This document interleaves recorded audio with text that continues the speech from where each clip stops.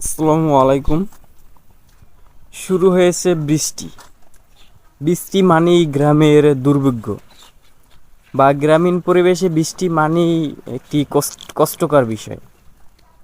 যেই বৃষ্টি হয়তো মানুষের অনেক উপকারে আসে, আবার মানুষের হয়তো ক্ষতির দিকেও আসে। তো গ্রাম অঞ্চলে দেখা যাচ্ছে একটু প্যাক হয় বা একটু কাদামাটির জন্য সমস্যা হয় মানুষের চলাচলে। এর জন্য হয়তো বৃষ্টি আমাদের গ্রামীণ পরিবেশে একটু বিরক্তিকর হয়। আবার দেখা যায় শহরে যখন থাকি আমরা, তখন বৃষ্টি আইলে যে কি খুশি হই, তাই না? তো গ্রামীণ পরিবেশে বৃষ্টি একটি বিরক্তিকর, কারণ রাস্তাঘাটে তো বুঝেনি অবস্থা কেমন হয়। যদি রাস্তা কার্পেটিং না থাকে তাহলে দেখা যায় রাস্তায় কাদা হয়, কাদামাটির অবস্থা হয়।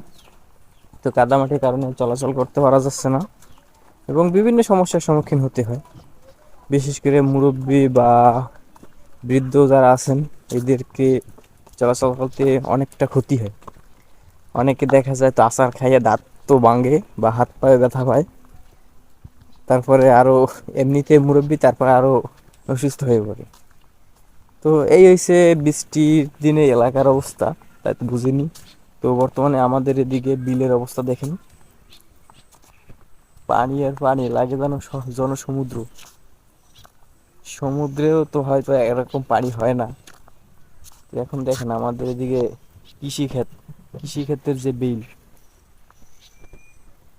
তো এই বিলে অনেক মাছ হয়। আমরা প্রায় মাছ ধরি, প্রায় রাত্রে মাছ ধরি, হয়তো মাছ একদিনও দেখানো হয় না।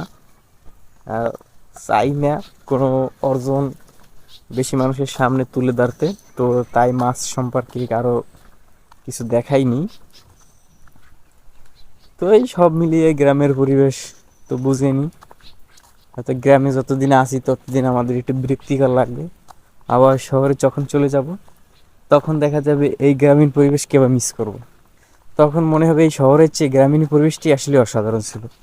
আসলেই এই শহরের চেয়ে আমি দেখি আমাদের, বা আমরা যে নিত্য নতুন যে সমস্ত অঞ্চলে বসবাস করি, বা যে গ্রামীণ পরিবেশ, শহরের চেয়ে হাজার হাজার গুণে গ্রামীণ পরিবেশ সুন্দর। তো যে গ্রামীণ পরিবেশ সুন্দর মানে সব দিকে, না আছে জঞ্জাট, না আছে মানুষের সমস্যা, না আছে ট্রাফিক সমস্যা, কোনো সমস্যাই নেই গ্রামে। বুঝেন, নিজের ইচ্ছে স্বাধীন, নিজের বসত ভিটায় থাকা খাওয়া, নিজের ইচ্ছে মতো চলাফেরা। তো সব মিলিয়ে গ্রামের অবস্থাই ভালো। তো গ্রামের সমস্যা তো